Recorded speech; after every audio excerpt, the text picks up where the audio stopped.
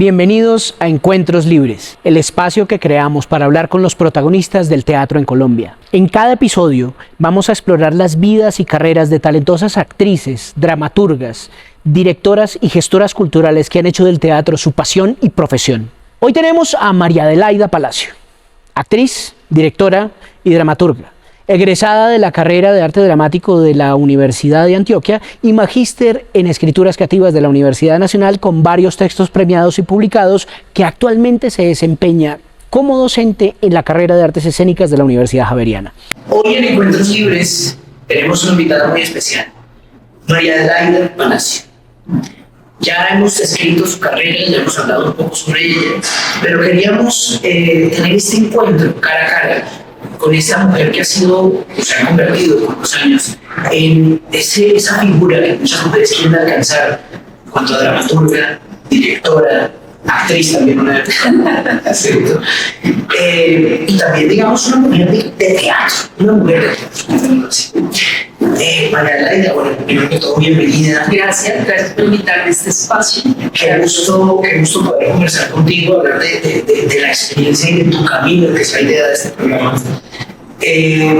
Yo quisiera empezar preguntándote un poco sobre tus orígenes, es decir, el comienzo, cómo entras tú esto del teatro. Tú me hablabas hace poco porque hicimos una conversación previa, obviamente, no tenía que sacar la información. Tú me hablabas de tus inicios, como que tú llegaste al teatro de manera accidentada.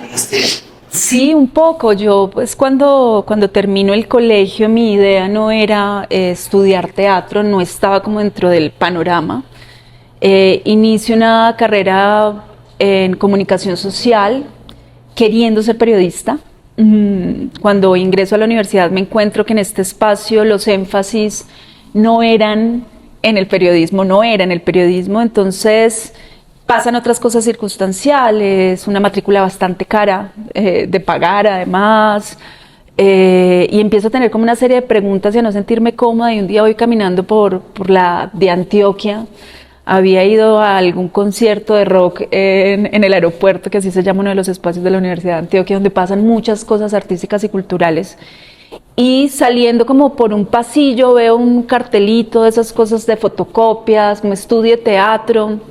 Yo había estudiado teatro en el colegio, por fuera pues en clases, y de una manera muy impulsiva voy y pago un formulario y a los días cancelo mi carrera en comunicación social, que además cancelo un semestre, y paso a teatro, inicio y empiezo a estudiar teatro, y bueno, ahí es un poco el origen. También hay otro como... Sí visitaba frecuentemente las salas de teatro de Medellín, te contaba un poco también, que creo que eso también tiene mucho que ver, ¿no? Claro, muchas personas que crecen en Medellín se ven influenciadas por los grandes grupos de Medellín, digamos, son referentes del trabajo teatral. Sí, porque además se vuelven espacios muy cercanos para toda la comunidad. Yo recuerdo mucho la vez que vi Angelitos Empantanados. Te hablaba un poco del Matacandelas y salir completamente alucinada de la sala. O sea, lo recuerdo, tengo la imagen, ¿no?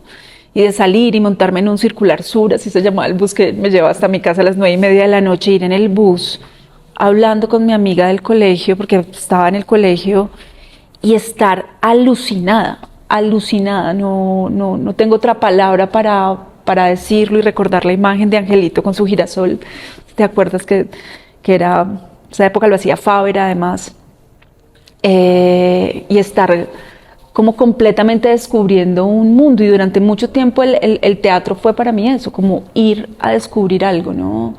Está el Matacandelas, está el Teatro Hora 25, que también el pequeño teatro, la casa del teatro, surgían grupos independientes. Por ahí en una época vi a Victoria Valencia con Rubiela Roja, ¿no? Había oferta, bastante oferta, y para quienes íbamos lo visitábamos todo el tiempo, estábamos ahí metidos como en la sala. ¿Y cómo es ese paso? Entonces estudiaste en Antioquia, ¿cómo es ese paso, digamos, el cambio a Bogotá? El cambio a Bogotá. También me pasa algo, y es que cuando empecé a estudiar teatro, Hay alguien muy importante que se llama Víctor Morales. Víctor era amigo de una amiga de mi mamá. Mi mamá no tenía ni idea del teatro. O sea, a ella le decían teatro y esto con qué se come, mi hija que está estudiando. Entonces le comenta a alguna amiga de ella y le dice, pues yo tengo un amigo que hace teatro. Y resulta que él era el director de gestión cultural de la Universidad de Antioquia. Y cuando yo empiezo la carrera, aparte empiezo en su grupo de teatro, que era un grupo de teatro universitario de la Escuela de Ingenierías. Y con ellos hacíamos giras por Medellín, por Antioquia, a pueblos, presentábamos una obra que teníamos y girábamos y ahí fue como empezó la experiencia. Pero él además hacía algo con el grupo que era bellísimo y era que nos traía al Festival Iberoamericano. Entonces esto era un bus de la Universidad de Antioquia, nos montábamos un montón de pelados con él y veníamos al festival, entonces empecé a venir mucho al Festival Iberoamericano y a conocer Bogotá y el movimiento en Bogotá. Entonces también sentía, y muchos en la universidad lo hablábamos, había unos que querían hacerlo, otros querían hacer otras cosas por fuera, en fin, pero siempre había como una idea de venir a Bogotá, en donde había una plaza más amplia para los artistas, una diversidad. Y pues salí y realmente cuando yo vine no me vine a quedar, no, yo le dije a mi familia como yo me voy a ir 2 meses, voy a ir a hacer un taller, había un taller y me metí al taller y ya estando acá finalizando diciembre les dije no me quedo y empecé como a construir y abrir este espacio porque claro, llegar no es tampoco fácil. Sobre todo si no conoces al gremio, no estás hola, soy. Sí, si no estás estudiando en una escuela, que te dan todo ese conocimiento de los maestros, la gente que hace teatro, exacto. Sí, es casi como un comenzar de cero, teniendo ya herramientas, pero un comenzar de cero. Y bueno, y viajé, mi mejor amiga también viajó de la Antioquia, entonces las dos nos hicimos mucha compañía. Acá estaba Jorge Hugo Marín, que ya llevaba 1 año y medio largo en Bogotá, entonces él también nos empezó a abrir. Todo país a que llegaba hacíamos como, bueno, vengan para acá, abramos espacio. Como, yo tengo esa sensación que uno va abriendo como el espacio, que no es algo que se abre, sino que uno va de a poquitos como ingresando. Tú llegas a Bogotá y arrancas como actriz. Sí. Aquí están las fundadoras de la Bendita Unidad. Bueno, un equipazo además de actores. Y tú eres fundadora de la Bendita Unidad, también alcanzaste en televisión, en visual. Sí, alcancé a hacer varias cosas en televisión, pasé por varios proyectos, hice teatro con La Maldita, iniciamos este proyecto que además fue algo como que sucedió, que tenía que suceder. Un poco La Maldita es para mí, siempre la definiría así. Nos encontramos 7 amigos en una casa, decir vamos a ver teatro, no tenemos un peso, entonces yo pongo las sillas, yo pongo para el vestuario, todos hicimos como la vaca correspondiente, con un gran impulso que tenía Jorge, como de vamos a hacerlo, vamos a terminarlo, y montamos, y pasaron cosas maravillosas, hicimos giras nacionales, internacionales, y es un espacio que le agradezco, al que le aprendí muchísimo. Después yo tuve ya otras preguntas. Yo desde la universidad comienzo a escribir, ya escribía, por eso estudiaba periodismo, escribía, hacía como cosas muy intuitivamente, pero luego ya, ya cuando llego a Bogotá, claro, empiezo como actriz, pero realmente siempre buscando el hueco para escribir, entonces me voy a Buenos Aires. Yo estoy en Buenos Aires unos 6 meses y allá es donde ya tomo un taller, mi primer taller de escritura, lo tomo en guión cinematográfico. Y cuando ya regreso de Buenos Aires digo, no, necesito aprender a escribir, o sea, necesito técnica de escritura, como no es tan intuitiva la cosa, y empiezo una maestría que la hago en escrituras creativas con énfasis en guión, en la Nacional. Escrituras creativas. Ese encuentro con la escritura, que tú me decías hace un momento que no es un encuentro nuevo, digamos, sí, donde la escritura siempre ha estado ahí, solo que estaba como por debajo. Hablemos un poquito de eso, ¿no? ¿Cómo aparece el siempre? Ya vimos, claro, el taller de guión, escrituras creativas, etcétera, pero hablemos un poquito de esa historia del escribir en tu vida. Creo que es lo más presente, y si lo hablara con mi familia, para mi familia, cuando ya me decanté y tomo como una decisión frente a la escritura tan clara y certera como la que tomé ya en estos últimos años, para ellos era lo normal, era lo que tuvo que haber pasado desde antes, ¿sí? Yo no fui una gran estudiante en el colegio, pero fui una gran lectora, ¿sí? A pesar de, tenía como mis escapes de realidad, siempre fue la lectura, siempre en espacios familiares, en la casa, con el aburrimiento, aprendí a aburrirme leyendo y a ser feliz leyendo, y creo que una cosa sin duda lleva a la otra, ¿no? Escribía cuenticos, siempre tuve diarios, siempre fui esta típica niña con muchos diarios y muchas libretas y muchos lugares. Cuando estudié comunicación también todo lo que podía llevarlo a la ficción lo llevaba, no estaba ahí. Yo siento que a veces la escritura parece, a mí hay una definición de la escritura que es muy bonita o yo la logro entender y cuando enseño también paso es por acá y es, escribir finalmente es organizar un pensamiento, ¿sí? Porque a veces creemos que se escribe bien o se escribe mal, no, esta persona escribe bien, no todos pensamos, ¿sí? Todos tenemos que darle orden y cuando pensamos estamos tratando de entender algo, ¿sí? Estamos tratando de darle un norte a algo y eso requiere tiempos. Y la escritura, como cualquier organización, si yo voy a organizar la sala de mi casa, si voy a organizar mi armario, ¿sí? Requiere un tiempo de sacar, de mover, de poner, de ubicar, de botar, de editar de alguna manera y entender para mí la escritura no como desde el lugar de hacerlo bien o mal, que es un poco lo que sucede en el colegio, que es en el colegio pasa mucho, los que escriben bien escriben mal, porque redactan bien o tienen buena ortografía, eso es otra cosa, ¿sí? Porque escribir es pensar, escribir es imaginar, escribir es organizar, escribir es superponer, escribir es preguntarse por cosas, ¿sí? O sea, la escritura es un verbo completamente activo todo el tiempo, no es algo que esté establecido, sino que es una búsqueda, es una pregunta constante, ¿sí? Y creo que siempre estuvo la forma en la que yo podía, entonces todos podemos organizar el pensamiento de muchas maneras, pero mi manera siempre fue ponerlo ahí en el papel, siempre fue aterrizar ahí, era como el lugar en donde yo podía ordenarme, tanto como persona, como artista, como profesional, siempre ha sido el lugar en donde yo puedo, encontrar cosas, ¿sabes? Entonces ha estado muy presente, muy presente en mi día a día también. Trato de que esté presente en el día a día. Y como en todo artista llega un momento donde tú tienes que decidir, ¿verdad? Es decir, venías de Medellín, te encuentras con un parche además muy talentoso, una maldita vanidad. Total. Trabajas como actriz, empiezas a aprender la escritura. Ese momento donde hay un momento donde todo artista decide, insisto, ¿no? Sí. ¿Qué hago? ¿Soy actriz? ¿Soy dramaturga? ¿Hay un momento así? Sí, es un momento largo también, es un momento, pero sí recuerdo, sí tengo el momento además, pero sí, o sea, el momento en el que ya se dio el punto final.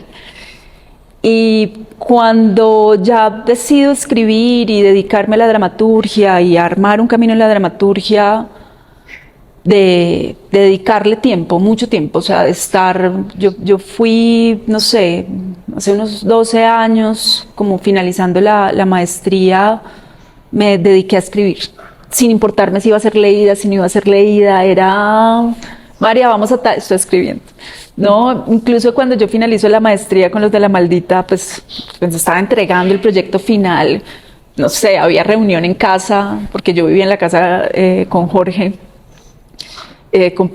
compartíamos apartamento y había como una reunión, yo tengo que entregar, chao, váyanse de mi cuarto, o sea, realmente estaba como que yo siento que cuando uno toma la decisión también es, lo que te decía ahorita, abrirle el espacio a la escritura es abrirle tiempo, básicamente, es abrirle un tiempo largo de hacerlo, de organizarse para hacerlo. Y decido en algún momento como voy a actuar y voy a escribir. a eso me voy a dedicar, voy a ser actriz y voy a escribir, y mientras ambas cosas estén funcionando a la par, yo voy a estar súper tranquila. Y efectivamente sucedió así durante un tiempo, pero las cosas de la vida, empecé a escribir cada vez más y a tener menos tiempo para actuar. Y aparte, yo siempre he estado, me gustan mucho los espacios de encuentro con otros escritores, clínicas, talleres, cuartos de escritores, o sea, siempre estoy como en algún movimiento porque ese intercambio me nutre mucho. Y estaba en un taller, después de pandemia, ya finalizando la pandemia, y en este taller, era un taller, o sea, no era pago, yo era la que pagaba. Y estaba en este taller y tenía que entregar un texto. Y me llama mi manager y me dice, tienes un casting, y era un casting importante, de un personaje chévere. Y yo recuerdo mucho, Felipe estaba en Bogotá, yo estaba en Jardín, en el pueblo donde vive mi madre, y yo querer salir muy rápido del casting. Y Feli, porque además lo hicimos vía Zoom, no, para después enviarlo, todas estas trabas que tuvo además la pandemia, y yo hacerlo, y Feli decirme, ¿quieres otra más? Ya habíamos hecho, y yo, no, me tengo que sentar a escribir. Y termino esa noche y caigo en cuenta también de lo que sucedió, o sea, como digo, mi interés ya está en otro lugar, o sea, yo no estoy poniendo una energía, estoy gastándome una energía que realmente no está en el deseo, ¿sabes? Y recuerdo, y ya dije, listo, ya acá fue. Y ahí ya empecé a quitarme un poco la actriz. Ya digo, alguna vez fue actriz, cuando actuaba. Ya empecé y todo se fue cerrando como de a poquitos, y bien, es perfecto para mí. Es como encontrarse con eso es maravilloso. Como hablábamos, tú encuentras en la dramaturgia, en la escritura, en la palabra, pues, un lugar donde podías expandirte, crecer. Es un lugar fértil para ti, creativamente hablando. Y después aparece la dirección, ¿cierto? Sí. Que es un camino de verdad, me parece muy interesante, algo que hablamos con María Adelaida, y es, claro, la mayoría de actores llegan como actores a dirigir, hay como unos pensamientos, o bueno, directamente como directores a dirigir, pero este camino como de pensar como dramaturgo a empezar a dirigir, habla un poquito de eso.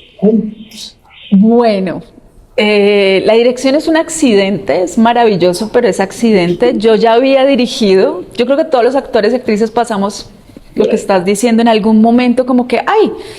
Y unos se quedan y otros se expulsan inmediatamente. Yo estuve ahí un rato y lo sufría, que lo hablábamos ahorita, había como, es porque es que dirigir no es solo lo creativo. Dirigir tiene producción, dirigir tiene logística, dirigir tiene a mí la palabra que más asocio con dirección es sostener. La idea de sostener, ahorita lo hablábamos, ¿no? Que uno está viendo y todo se está cayendo y uno está, por favor, no te caigas, pues entonces uno está, es energético además. La dirección es, voy a sostener un equipo, voy a sostener un deseo de este montaje al que estoy invitando o al que me invitaron a dirigir, porque puede ser desde ahí también, pero quien sostiene, ¿sí? Y las primeras encuentros con la dirección yo no me sentí capaz de sostener. Parecía mucho, me avasallaba, y ahí fue cuando seguí escribiendo, pero luego escribo La triste vida de Joaquín Florido, que es una obra que quiero mucho, mucho, por todo lo aprendido alrededor de ella. Y además porque fluí mucho escribiéndola. Es el texto en el que, mientras lo escribía, como que todo lo que había aprendido técnicamente y todo lo que creía que era la intuición de la escritura estaban ahí. Como que ella iba. Ella aparecía y era un encuentro muy lindo. Me divertía, me emocionaba, me pasaban mil cosas. Y en un momento, ya casi llegando al final de la escritura de Florido, ya la veía mucho y dije, esta obra la quiero dirigir.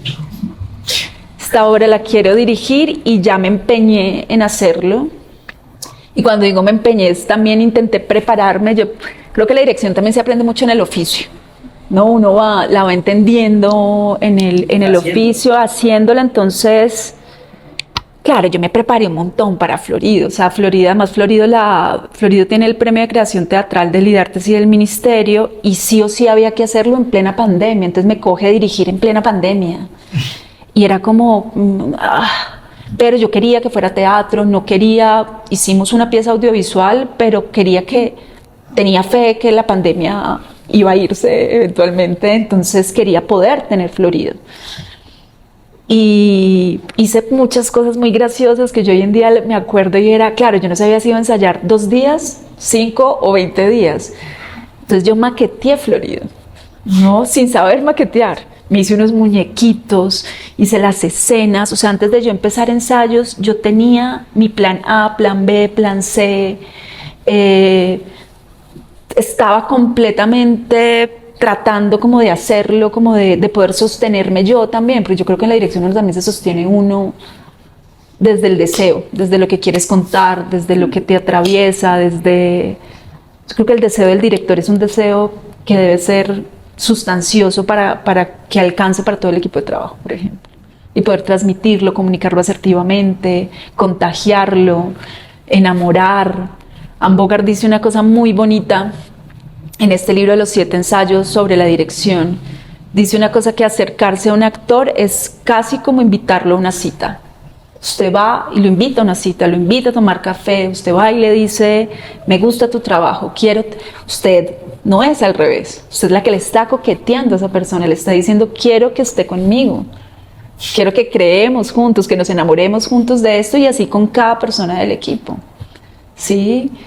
Y que eso no se debería perder, que incluso debería llegar al público cuando usted ya se presenta en funciones y usted está enamorando, la idea de enamorar con el trabajo, la idea de enamorar con lo que quieres decir. Y bueno, creo que sí, esa es mi palabra de dirección, sostener. Todo el tiempo la pienso, en docencia también creo que aplica un montón, como sostener los encuentros, sostener la vida pues de ese ratico que estamos compartiendo. Claro, María Adelaida. Parte de la idea como de buscar los invitados para estos encuentros libres era hablar también con mujeres que se hayan dedicado a este oficio. Uh-huh. ¿Sí?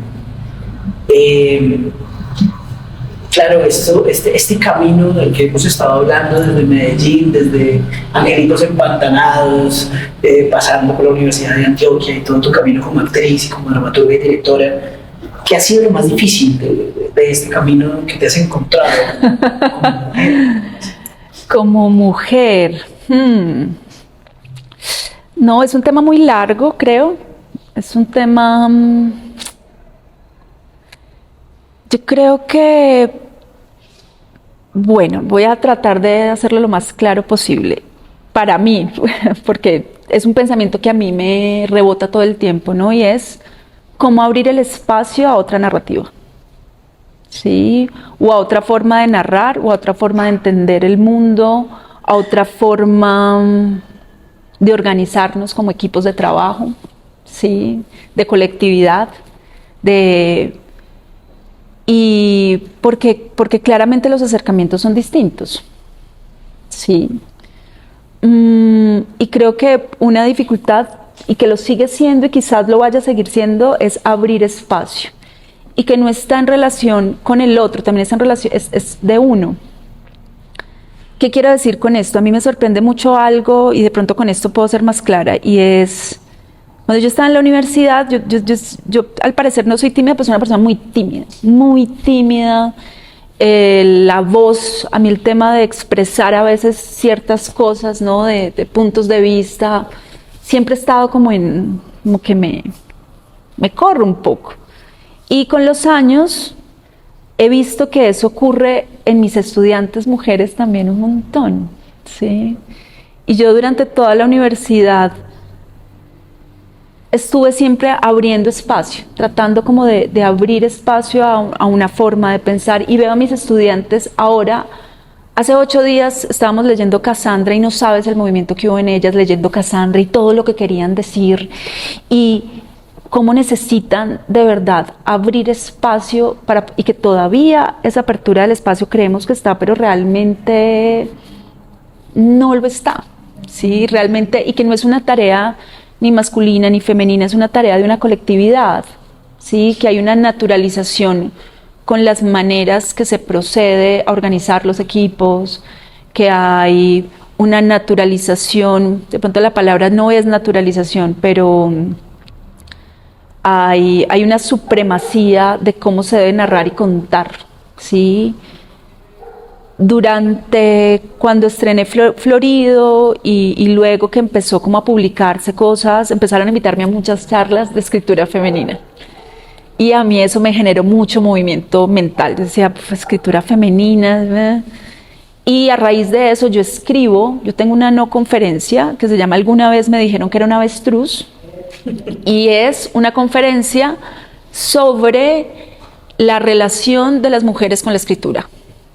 Y es una conferencia en donde yo no estoy hablando de solo mi relación, sino que a través de muchas otras escritoras, colombianas, latinoamericanas, francesas, norteamericanas, voy dando ejemplos de cómo ha sido nuestra relación con la escritura.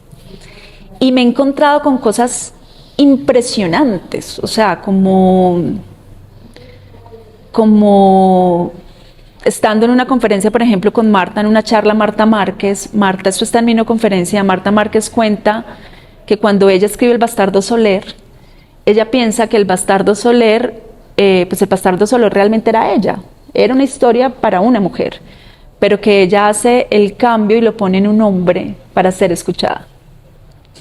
Y cuando yo estoy en la maestría, entonces empiezo a unir un montón de cosas que tienen que ver con la voz, con abrir espacio, con la narrativa, con la manera de contar, con la forma de ordenar el pensamiento. Y cuando yo estoy en la maestría, recuerdo estar haciendo un texto que iba a hablar directa y explícitamente sobre el aborto, y mi asesor de turno en ese momento, así lo digo en la no conferencia, me dice: de eso ya no hay que hablar. Y luego con los años entiendo, listo, tal vez de esto sí hay que hablar, pero tal vez de la manera como lo estaba haciendo no era, ¿sí?